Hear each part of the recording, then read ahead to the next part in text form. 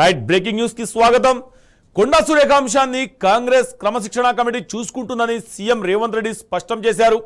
పార్టీలో అధిష్టానం తీసుకునే నిర్ణయానికి ప్రతి ఒక్కరూ కట్టుబడాల్సిందేనని అన్నారు. కాంగ్రెస్ పార్టీ అంతర్గత వ్యవహారాలపై తాను మాట్లాడబోనని సీఎం రేవంత్ స్పష్టం చేశారు. ఊహాజనిత కథనాలు ప్రచారం చేయొద్దని, ఈ విషయంలో ఏఐసీసీ తీసుకునే నిర్ణయమే తుది నిర్ణయమని తేల్చి చెప్పారు. కొండా సురేఖ అంశాన్ని కాంగ్రెస్ క్రమశిక్షణ కమిటీ చూసుకుంటుందని సీఎం రేవంత్ రెడ్డి స్పష్టం చేశారు.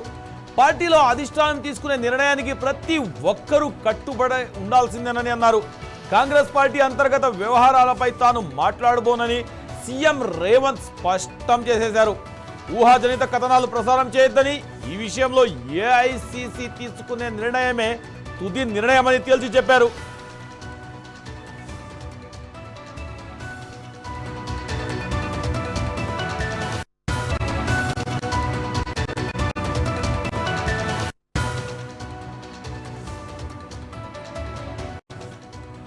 కొండా సురేఖ అంశాన్ని కాంగ్రెస్ క్రమశిక్షణ కమిటీ చూసుకుంటుందని సీఎం రేవంత్ రెడ్డి స్పష్టం చేశారు. పార్టీలో అధిష్టానం తీసుకునే నిర్ణయానికి ప్రతి ఒక్కరూ కట్టుబడి ఉండాల్సిందేనని అన్నారు. కాంగ్రెస్ పార్టీ అంతర్గత వ్యవహారాలపై తాను మాట్లాడబోనని సీఎం రేవంత్ స్పష్టం చేశారు. ఊహాజనిత కథనాలు ప్రచారం చేయొద్దని, ఈ విషయంలో ఏఐసీసీ తీసుకునే నిర్ణయమే తుది నిర్ణయమని తేల్చి చెప్పారు.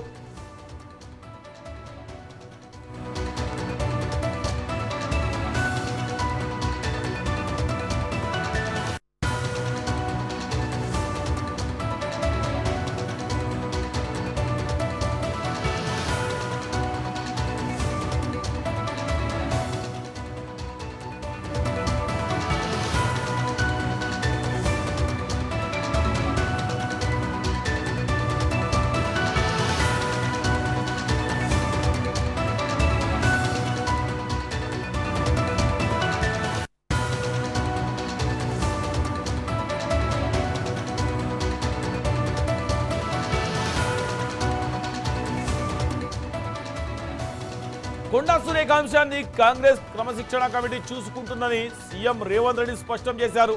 పార్టీలో అధిష్టానం తీసుకునే నిర్ణయానికి ప్రతి ఒక్కరూ కట్టుబడి ఉండాల్సిందేనని అన్నారు. కాంగ్రెస్ పార్టీ అంతర్గత వ్యవహారాలపై తాను మాట్లాడబోనని సీఎం రేవంత్ స్పష్టం చేశారు. ఊహాజనిత కథనాలు ప్రచారం చేయొద్దని, ఈ విషయంలో ఏఐసీసీ తీసుకునే నిర్ణయమే తుది నిర్ణయమని తేల్చి చెప్పారు.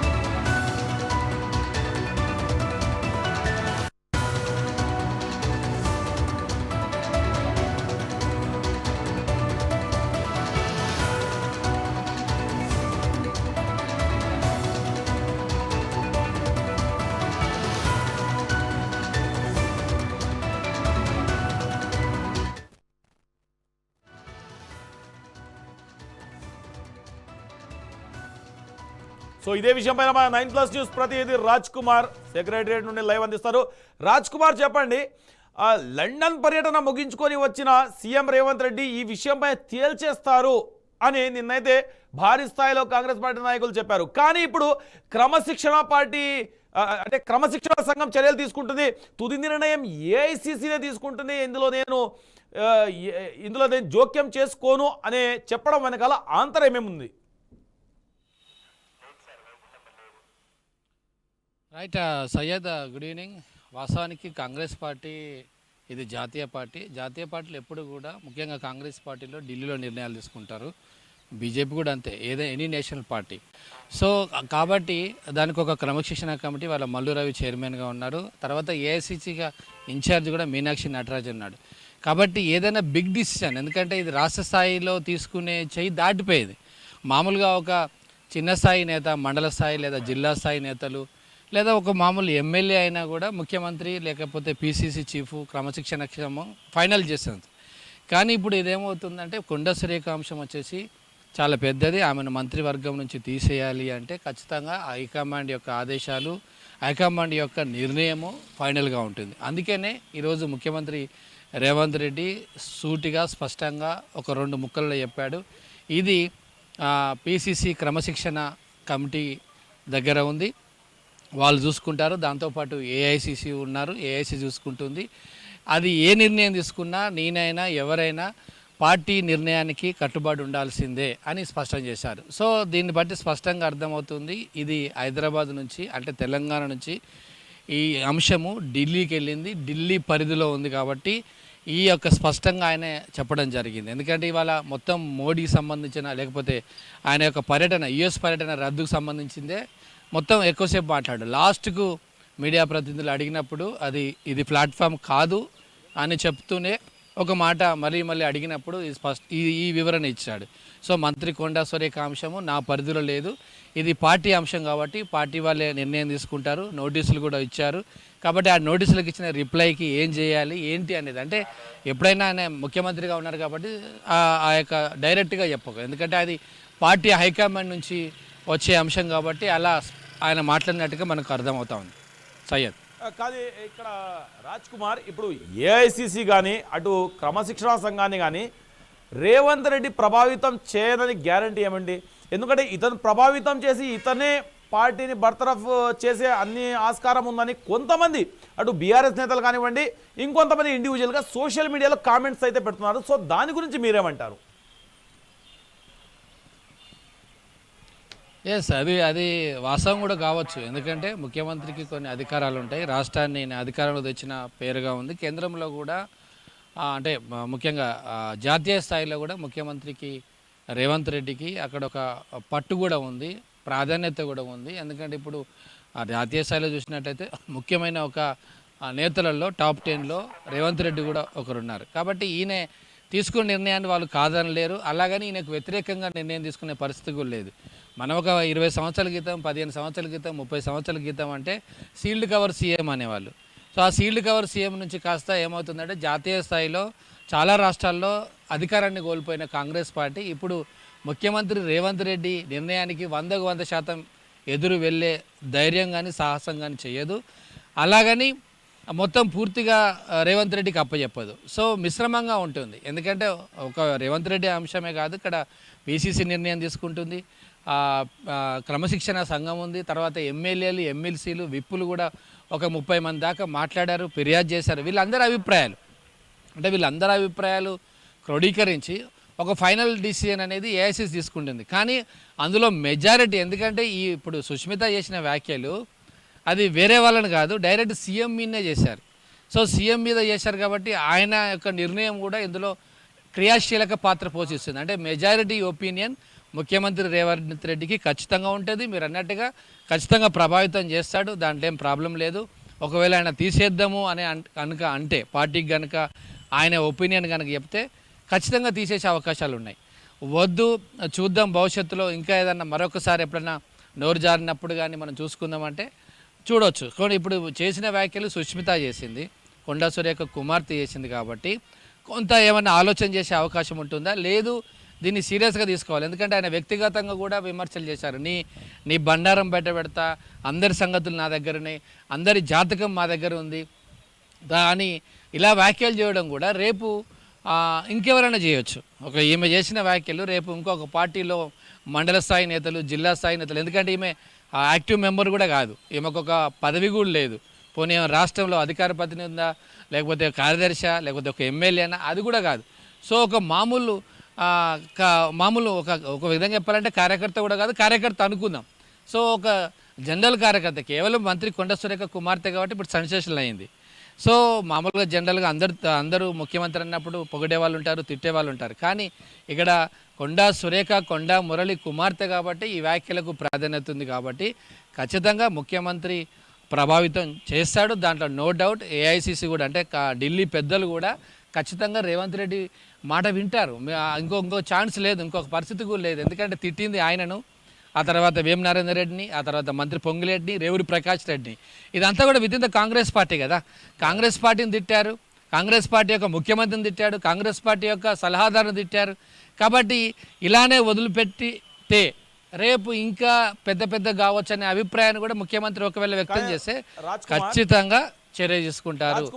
లేదు యా ఇంతకు ముందు కూడా కొండా సురేఖ గారు అటు వైసీపీలో ఉన్నప్పుడు కూడా సేమ్ ఇదే విధంగా కాస్త వైసీపీతో పొసగగా బయటకు వచ్చారు. At the same time BRS పార్టీతో కూడా సేమ్ ఇదే విధంగా జరిగింది, ఇప్పుడు కాంగ్రెస్తో. సో ఇది కొండా యొక్క జీవితంపై, అంటే కొండా సురేఖ ఫ్యామిలీ జీవితంపై, వారి యొక్క రాజకీయ జీవితంపై ప్రభావం పడే అవకాశం ఉందా ఈ విధంగా ప్రతి పార్టీ నుండి కొట్లాడుకొని బయటికి రావడం అనేది? ఖచ్చితంగా ఇది ఒక పెద్ద మైనసే. ఎందుకంటే మొదట కొన్ని రోజులు మనం చాలా మొదట్లో టీడీపీలో ఉన్నారు, చాలా కొద్ది రోజులు. అక్కడి నుంచి కాంగ్రెస్కి వచ్చారు. కాంగ్రెస్లో చాలా రోజులు ఉన్నారు, దశాబ్దాలుగా కాంగ్రెస్ పార్టీలో ఉన్నారు. మంత్రి కూడా పనిచేసింది ఆమె. ఆ తర్వాత వైఎస్ జగన్ పార్టీ ముఖ్యమంత్రి, అప్పుడు వైఎస్ రాజశేఖర రెడ్డి చనిపోయిన తర్వాత జగన్ పార్టీలో జాయిన్ అయ్యారు. సో ఇప్పుడు అక్కడి నుంచి వచ్చినప్పుడు కాంగ్రెస్ పార్టీతో గొడవ పెట్టుకుంది ముఖ్యమంత్రి కిరణ్ కుమార్ రెడ్డి హయాంలో. అక్కడి నుంచి జగన్ పార్టీకి వచ్చిన తర్వాత జగన్తో బయటకు వచ్చేటప్పుడు కూడా జగన్ మీద ఆరోపణలు చేసి బయటకు వచ్చింది. ఆ తర్వాత జగన్ తర్వాత బీఆర్ఎస్కి వచ్చింది. సో బీఆర్ఎస్కు నుంచి మళ్ళీ బయటకు వచ్చేటప్పుడు బీఆర్ఎస్ మీద, కేటీఆర్ మీద ఆరోపణలు కావచ్చు, వాళ్ళు నలుగురే తీసుకుంటారు, అది ఎవరికి అవకాశం ఇవ్వరు, ఎవరికి ప్రాధాన్యత ఇవ్వరు, విలువ ఇవ్వరు అని ఇంకా రకరకాల ఆరోపణలు చేశారు. ఇప్పుడు కాంగ్రెస్ పార్టీ వంతుకు వచ్చింది. సో కాంగ్రెస్ పార్టీ తీసుకుంది, కాంగ్రెస్ పార్టీ మంచి అవకాశం ఇచ్చింది ఆమెకు. మళ్ళీ తిరిగి బీఆర్ఎస్ నుంచి వచ్చినప్పటికీ, జగన్ పార్టీ నుంచి వచ్చినప్పటికీ, ఇలా రకరకాల పార్టీలు తిరిగినప్పటికీ ఆమెకు మంత్రిగా అవకాశం ఇచ్చారు. ఎందుకంటే ఉమ్మడి వరంగల్ జిల్లాలో, అంటే ఇప్పుడు ఉన్న భూపాలపల్లి జిల్లా కావచ్చు, ఆ కొంత పరకాల, షాంపేట, ఇంకా కొన్ని ఒక 3-4 నియోజకవర్గాలు, మండలాలు, ఆ ప్రాంతాల్లో కొంత ప్రాబల్యం ఉంది. అందుకనే ఆమెను ఒక అసెట్ అవుతుంది కాంగ్రెస్ పార్టీకి అని ఆమెను తీసుకొని మంత్రిగా అవకాశం ఇచ్చారు క్యాబినెట్లో. కానీ మీరు అన్నట్టుగా ఎక్కడికి వెళ్ళినా ఆమె ఒక కుంపడి పెడుతుంది, ఎక్కడికి వెళ్ళినా ఒక వివాదాలు సృష్టిస్తుంది అనేది నిన్న మొన్న ఎమ్మెల్యేలు, ఎమ్మెల్సీలు, విప్పులు అదే మాట్లాడారు. ఆమె ఎక్కడికి వెళ్ళినా కూడా తిన్నింటి వాసాలు లెక్క పెడుతుంది, అవకాశం ఇచ్చిన పార్టీనే తిడుతుంది. సో ఇలాంటి వ్యాఖ్యలు ఎమ్మెల్యేలు, ఎమ్మెల్సీలు చేసి దాన్నే ఇవాళ ఆధారంగా తీసుకొని కంప్లైంట్ కూడా అదే ఇస్తారు, ఫిర్యాదు కూడా అదే ఉంటుంది. ఎందుకంటే ట్రాక్ రికార్డు చూస్తారు. ఇప్పుడు మాత్రమే చేస్తే ఇంత పెద్ద సీరియస్ యాక్షన్ ఉండదు. కానీ లాస్ట్ 20 years కనుక మనం ట్రాక్ రికార్డు చూస్తే అప్పటి నుంచి వీళ్ళంతా కూడా లిస్ట్ ఏఐసిసి ముందు పెడతారు. ఇప్పుడు ఆమె ఏ పార్టీలో ఉన్నప్పుడు ఎవరెవరు విమర్శించింది, ఇప్పుడు వచ్చిన తర్వాత కూడా క్యాబినెట్లో ఉండి కూడా ఆమె నోరు జారింది. ఒక సినీ నటి ఫోన్ ట్యాపింగ్ విషయంలో కాన్ఫిడెన్స్గా ఉంచాల్సిన అంశాన్ని, సీక్రెట్గా ఉంచాల్సిన అంశాన్ని ప్రజల్లో బహిరంగంగా చెప్పడంతో అది కాస్త కాంగ్రెస్ పార్టీకి లేదా ప్రభుత్వానికి హెడ్ఏక్గా తయారైంది. సో ఆ తర్వాత కూడా 2-3 అంశాలలో కొంత వివాదాలు ఆమె వెంట పడ్డాయి.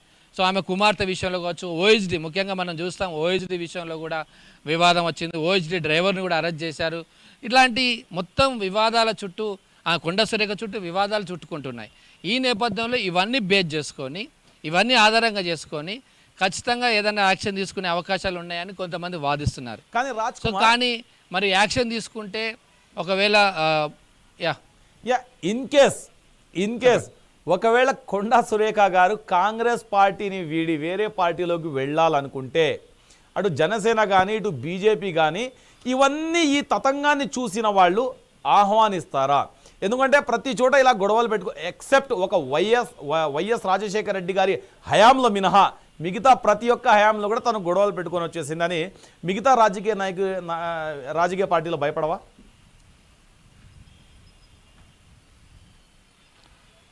రాజకీయాల్లో అవన్నీ చూడరు. ఎందుకంటే రాజకీయ పార్టీలకు ఎప్పుడు కూడా అవకాశాలు కావాలి, అధికారం కావాలి, ఓట్లు కావాలి. ఆ లీడర్ మీద ఎంత మచ్చ ఉన్నా, ఎంత అది ఉన్నా, ఎన్ని కేసులు మనం చూస్తున్నాం, కేసులు ఉన్న లీడర్లను తీసుకుంటున్నారు. ఇప్పుడు బీజేపీ మనం చూసాం, బీజేపీలోకి చాలామంది లీడర్లు వెళ్ళలేదు. ఇప్పుడు బీఆర్ఎస్ నుంచి, కాంగ్రెస్ నుంచి వాళ్ళ మీద విమర్శలు చేశారు ఒకప్పుడు. వాళ్ళు కాంగ్రెస్లో ఉన్నప్పుడు, బీఆర్ఎస్లో ఉన్నప్పుడు వాళ్ళని తీసుకున్నారు. సో రాజకీయాల్లో ఇవన్నీ నడవవు. ఒక క్లీన్ చీట్ ఉన్న వాళ్ళు కావాలంటే పొలిటికల్ ఎవరు దొరకరు.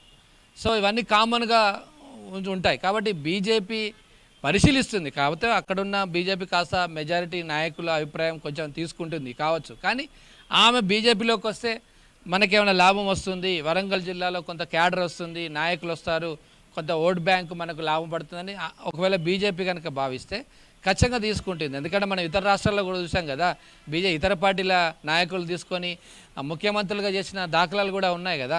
కాబట్టి బీజేపీ అధికార లక్ష్యంగా పనిచేస్తుంది తెలంగాణలో. ఇప్పుడు ఇక్కడ నేతలతో కాస్త కష్టంగా కనబడుతుంది. అందుకే ఖచ్చితంగా ఇంపోర్ట్ చేసుకోవాల్సిందే, దిగుమతి చేసుకోవాల్సిందే. ఆ దిగుమతిలో భాగంగా ఆపరేషన్ ఆకర్షణలో భాగంగా ఇప్పుడు ఈమెనే ఒక పార్టీ బయటికి పంపించినప్పుడు ఖచ్చితంగా ఆమె వస్తానంటే ఖచ్చితంగా తీసుకుంటారు. ఇక జనసేన మీరు అన్నట్టుగా జనసేన వస్తే జనసేన కూడా తీసుకునే అవకాశాలు ఉన్నాయి. ఎందుకంటే జనసేన ఇప్పుడే ఖాతా ఇప్పుడు క్యాడర్ ఇప్పుడే ఖాతా ఓపెన్ చేస్తుంది.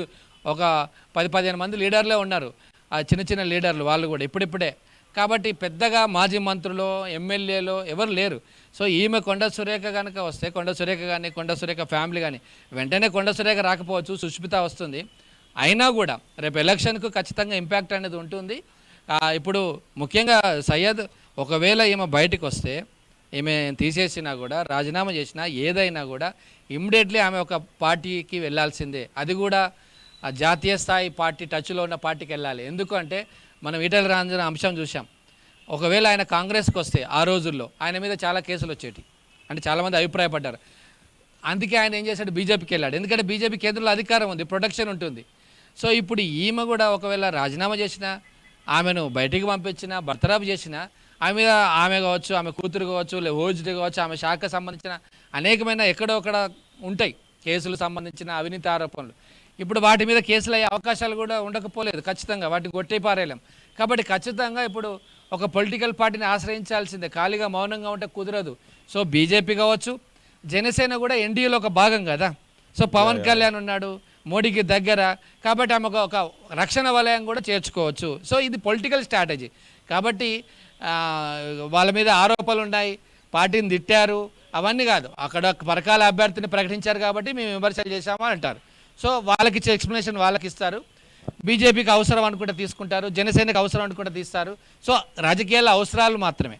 Okay Raj Kumar, okay, thank you Raj Kumar.